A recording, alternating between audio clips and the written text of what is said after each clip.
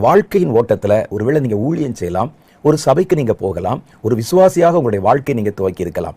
ஆனா நீங்க ஒவ்வொரு முறையும் உங்களுடைய ஆவிக்குரிய வாழ்க்கை, கர்த்தருக்கும் உங்களுக்கும் நடுவில் இருக்கிற உறவு, நீங்கள் தேவனுடைய ஊழியத்தில் செயல்படுகிற விதங்கள் போன்றவைகளை நிதானிச்சு பார்க்கணும். சிலர் பார்த்தீங்கன்னா உட்கார்றதுக்கு நேரமே இருக்காது, ஜெபம் பண்ணுவாங்க. ஆனா அந்த ஜெபம் முழுவதும் தேசத்துக்காக பண்றேன், ஊழியத்துக்காக பண்றேன், அவனுக்கு பண்றேன் எல்லாம் பண்ணுவாங்க, நல்லது. ஆனால் உங்களை ஆராய்ந்து நீங்கள் அப்பப்போ அறிந்து கொள்ள வேண்டியது அவசியம். உங்களுக்காக நீங்கள் ஜெபம் பண்ண வேண்டியது அவசியம். வேதம் சொல்லுகிறது, முதலாவது நீ உன்னை ஸ்திரப்படுத்தி கொண்ட பிறகு உன் சகோதரனை போய் ஸ்திரப்படுத்து. முதல்ல நீ பலம் பெறணும், நீ ஞானம் அடையணும், நீ நல்ல ஒரு உணர்வை அடையணும். உலகம் முழுவதையும் ஒருவன் ஆதாயம் செய்தாலும் தன் ஜீவனை இழந்து போனால் அதனால் அவனுக்கு என்ன உண்டாகும் என்று கர்த்தர் நம்மை பார்த்து கேட்கிறார். இதில் நீங்க முக்கியமா கவனிக்க வேண்டியது, உலகம் முழுவதையும் ஆதாயம் சொன்னோன்னே பணத்தை சேர்க்கிறது, காசு சேர்க்கறதை பத்தி மாத்திரம் சொல்லல.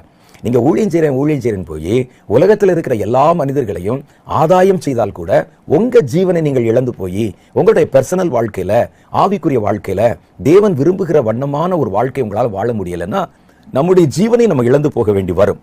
நம்மால நடத்தப்பட்டவன் பரலோகத்துக்கு போயிடுவான், அவங்க தேவனுடைய சமூகத்தில் ஆராதித்து கொண்டிருப்பார்கள்.